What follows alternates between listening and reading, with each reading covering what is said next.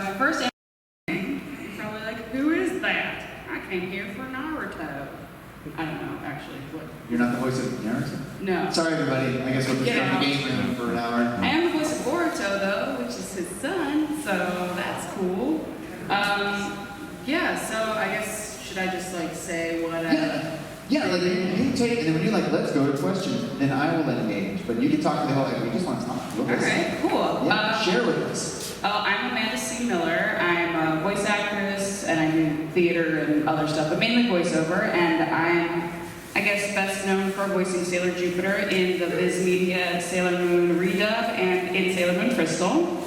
And then as the voice of Boruto in the Boruto Naruto movie, and also other stuff, I'm sure, in the video game. And I was in Danganronpa. I voiced in the video game, not the anime. I voiced Junko and Toko. And in Fire Emblem Awakening, I was Sully and Cherche. And I've done other stuff, but I guess you can Google that. It's the future, right?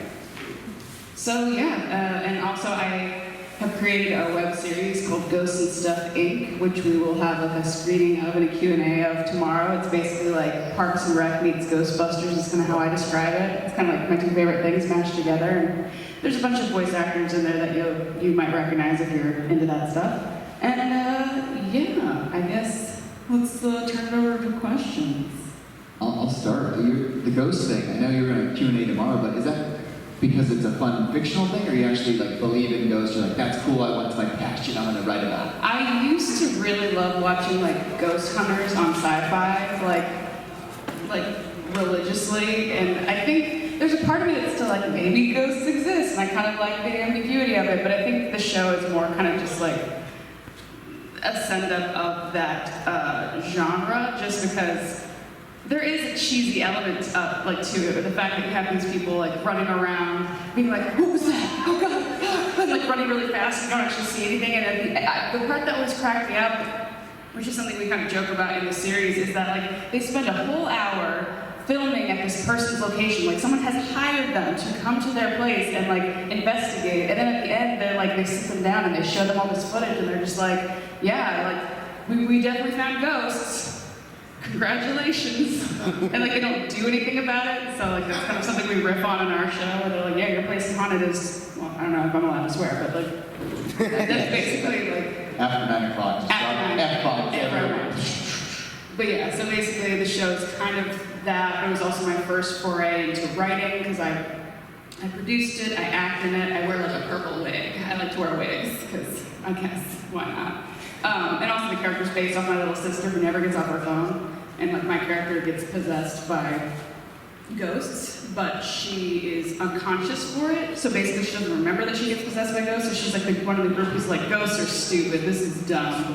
But she's actually like the proof that they exist. So it's kind of like, yeah, anyway, that's, so it's a little bit of both. There is an element of like when I'm in the apartment by myself, I tend to be kind of like, oh, what was that creep? It was probably a ghost, I'm gonna get eaten.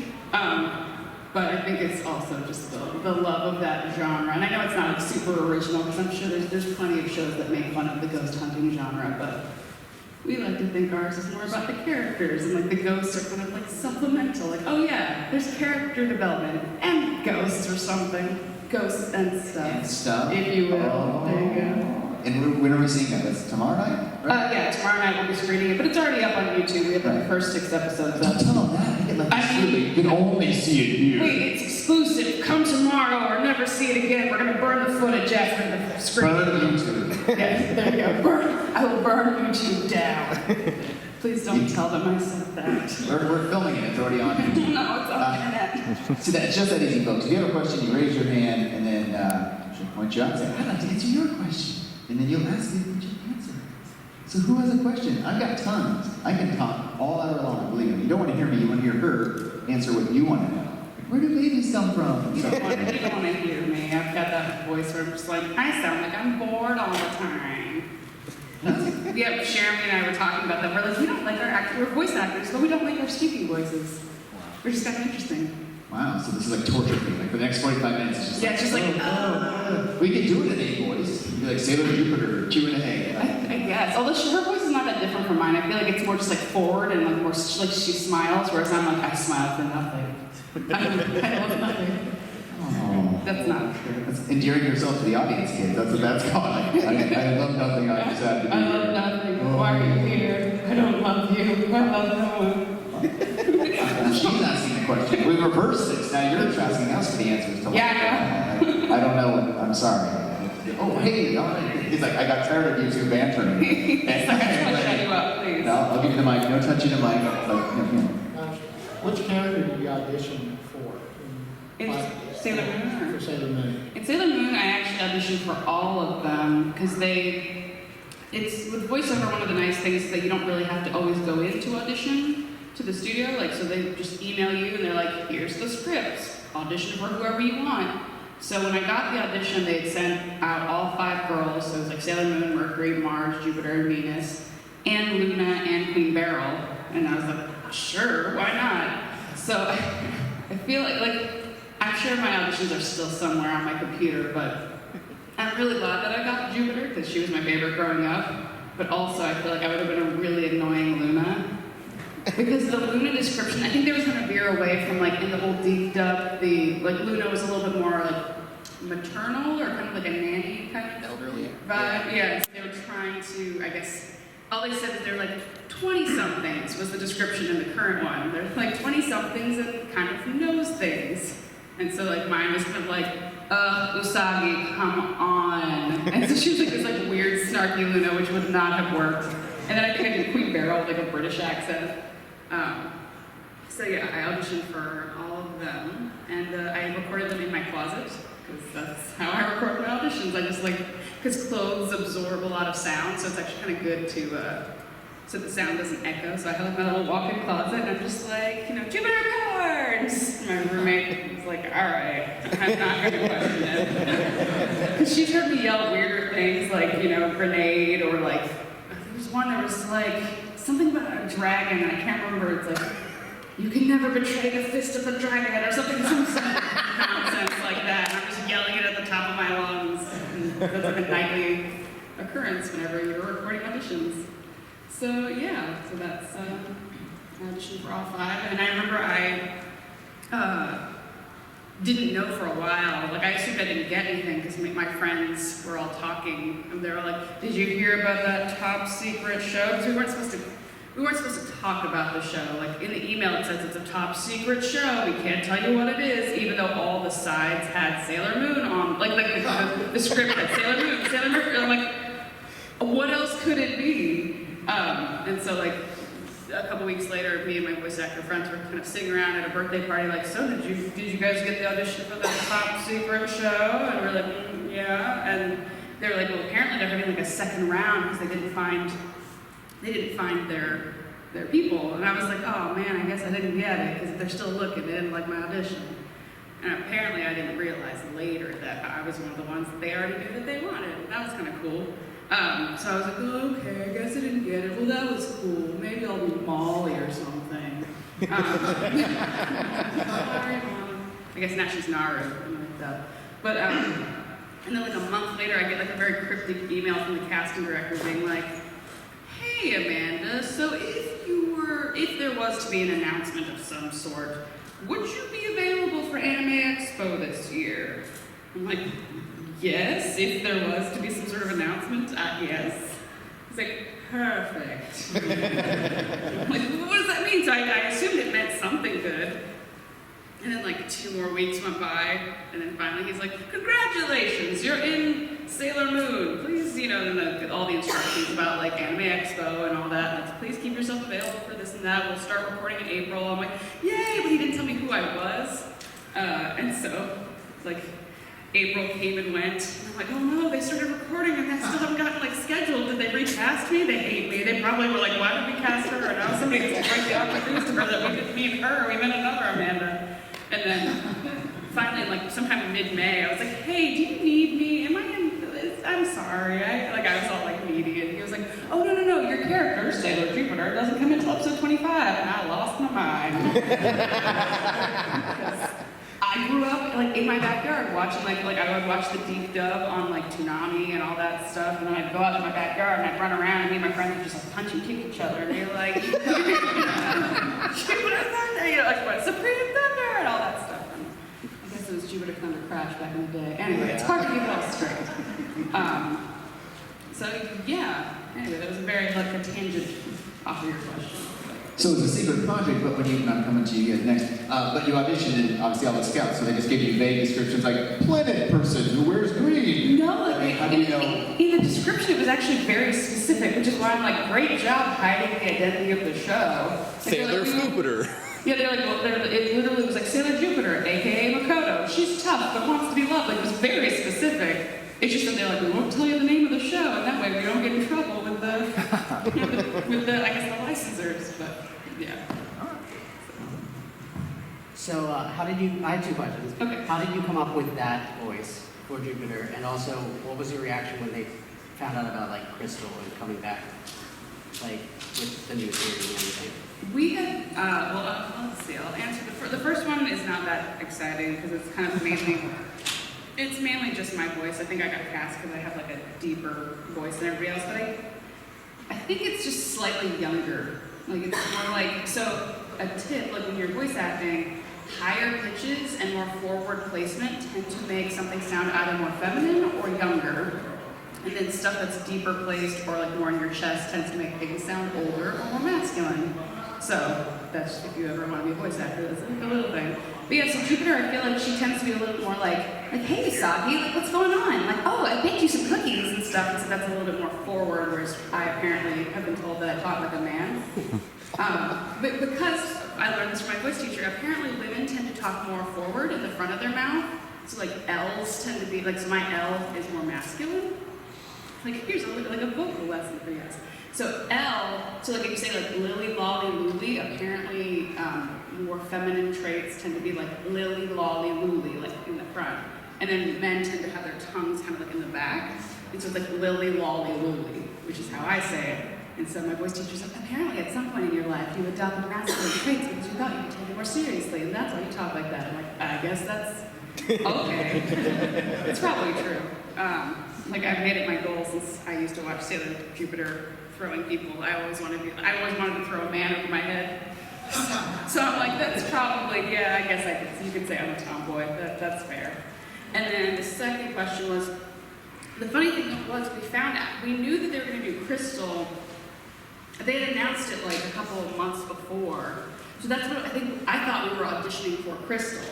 I had no idea until we went in that we were auditioning for the original show and Crystal, which was pretty crazy when you like go into the session and you're like, wait a second, I've seen these exact episodes before. This is the original show. What is happening? Like, because they announced that Crystal was happening. They didn't announce that they were also redubbing the classic series to make it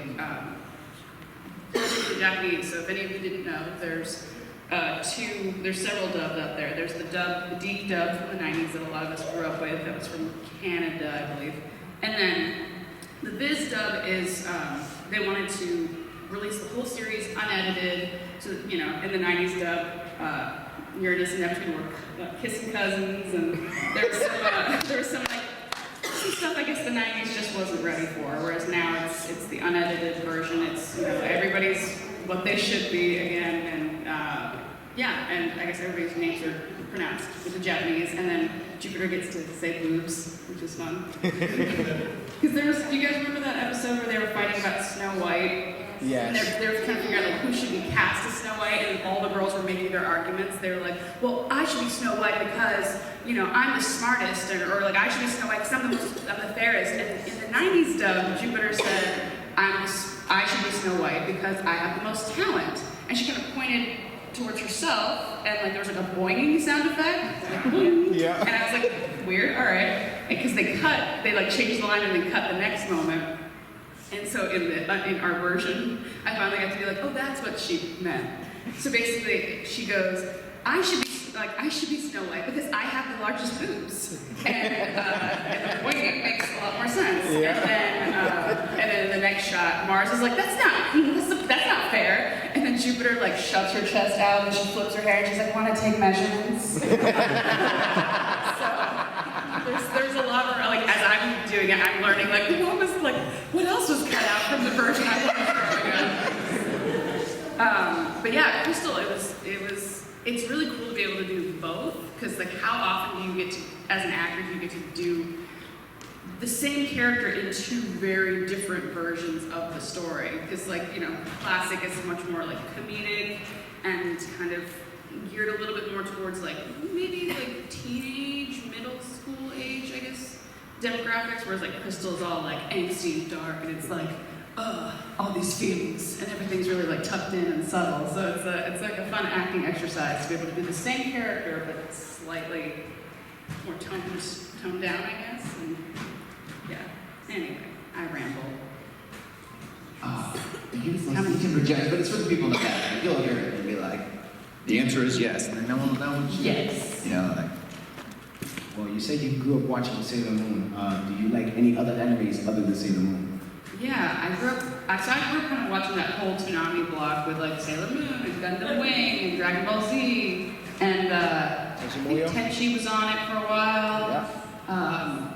Outlaw Star, and then there was stuff that I guess wasn't on Toonami, but they still aired, like Cowboy Bebop, which I loved, and there's a lot of anime that I've liked throughout the years. I'm trying to think of the other ones. I like Utena. I don't understand it all, but I like it. I like went after I finished Utena, I was like, that was great. What did I just watch? And then I had to like Google it and figure out like, what does the car mean? And then I really like Code Geass. I'm really behind on my anime. Like I'm trying to catch up because there's so much. I really liked, I watched Bakano and Mushishi. Again, this is like probably college. Like I feel like that's probably around the time where I like stopped being able to watch as much because I had less time. But there's other series that I really enjoy. I just can't remember them all right now. But yeah. See, now I'm gonna be thinking, I'm like, there's more. I used to watch a lot more of them. And I used to watch Naruto back in the day. There's no way I could have watched all of it because there's like 700 episodes, but I'm like probably like season 1. I like watched it back in the day. And season 2. Yeah, so now that I'm part of the Boruto series or like franchise thing, I'm trying to like go back and rewatch everything, which I've been told is like a fruitless effort because like they said just watch these episodes and then watch Shippuden and then watch the movies and you'll kind of get the general thing. And I'm like, no, I'm gonna do it. So we'll see. I'll be a dusty old corpse with like a remote in my hand. I'll like episode 300 or something. Like I'll die before I get through the whole series. But anyway.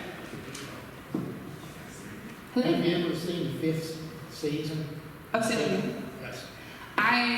So my dad was in the Air Force, so I grew up in Germany for like a portion of it, and Germany, they love Sailor Moon, so they got all 5 seasons and all that. So I remember I saw some of Sailor Stars while I was in Germany, but I could only partially understand it. So I was very confused because I was like, so they're men, now they're not. What's happening? So yeah, I think I saw a lot of it out of context. So I'm excited to actually finally see it all together. So I've seen smatterings, and then I've seen like, I'm nerdy, but I used to watch like AMVs, like anime music videos, all the time. So I've seen like the main key things that happen in Stars, and I've seen like the last episode of the series. But I'm really excited to see it like dubbed. I never thought I would see that in my lifetime. So there's actually a good portion of Super S and Stars that I have not seen, and I'm hitting the mic because I'm professional. Yeah, like that's the coolest part to me is that Viz is like really dedicated to like we want to bring Sailor Moon back to the people because it kind of I guess became unavailable. Like it's really hard to find a lot of the DVDs for the old series, and I guess they weren't all released. I don't know, but yeah, so we'll be doing the what? Last season. Yeah, like, and then also like there were episodes that were missing that they didn't dub. And I remember because I tried a couple of years ago, I tried to buy like a box set of the old series, like the dub series, and I couldn't find it. It was like on eBay for like hundreds of dollars. So it's nice that like now there's like multiple ways to enjoy it. You know, you can watch the 90s version if you like. You can also watch our version, or if you hate our dub, you can watch the DVD has the Japanese tracks too. That's cool. So yeah, we'll be doing all 3 movies, all 5 seasons, all 200 episodes, and like any little specials and stuff. So that'll be exciting. Who's next? No one can do it wearing clothes. Like the guy on the other side's like, oh, wait till he's over there. I thought you said I like it when people are wearing clothes. I was like, as opposed to something if you're not. Wait till tomorrow night in your panel. Yeah, I know. It's like after dark panels. Not PG-13 anymore, kids. All right, what's your question now? What was your favorite character to actually voice? I feel like I'm sure you probably get this answer a lot, but it's always like, oh, it's like picking between my children. I love them all for different reasons.